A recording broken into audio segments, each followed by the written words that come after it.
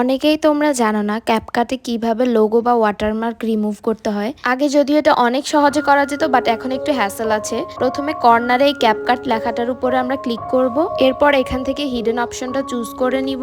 আগে তো এইটুকু করলেই হয়ে যেত, বাট এখন তোমাকে 3টা অ্যাড দেখতে হবে এই ওয়াটারমার্কটা রিমুভ করার জন্য। তো একদম নিচে ওয়াচ অ্যান্ড আনলক এটা অপশন ক্লিক করলেই তোমাদেরকে অ্যাড দেখাবে। তো যত সেকেন্ড অ্যাড দেখায় তত সেকেন্ড অ্যাড দেওয়ার পরে এই যে কর্নারে একটা ক্রস চিহ্ন আসবে, ওখানে ক্লিক করে দিতে হবে। সেম আবার নিচের ওয়াচ অ্যান্ড আনলক অপশনটাতে ক্লিক করলে সেম আবারও একটা অ্যাড দেখাবে। তো এভাবে করে 3টা অ্যাড দেখার পর এখন হিডেন অপশনে ক্লিক করলে দেখবে যে সাদা বক্সটা হিডেন অপশনে চলে গেছে। তারপরের কাজ হলো একদম বাম পাশে উপরের কর্নারে যে তীর চিহ্নটা আছে ওইখানে ক্লিক করলেই হয়ে যাবে। আর ভিডিওতে কোনো রকম কোনো ওয়াটারমার্ক বা ক্যাপকাটের কোনো লোগো নেই। দেন এক্সপোর্ট করে নিলেই এই যে গ্যালারিতে যে দেখো ফুল ভিডিওতে কোনো রকম কোনো ওয়াটারমার্ক বা লোগো শো করবে না। বাট হ্যাঁ, এটা অনেক সময় সাপেক্ষ ব্যাপার। আগে তো ক্যাপকাট ইউজ করা অনেক ইজি ছিল। তো ভিডিওটা যদি তোমাদের জন্য হেল্পফুল হয়ে থাকে তাহলে আমার পেজটা ফলো দিতে একদমই ভুলে যেও না। আর অন্য কোনো কিছু জানার থাকলেও অবশ্যই কমেন্টে জানাবে।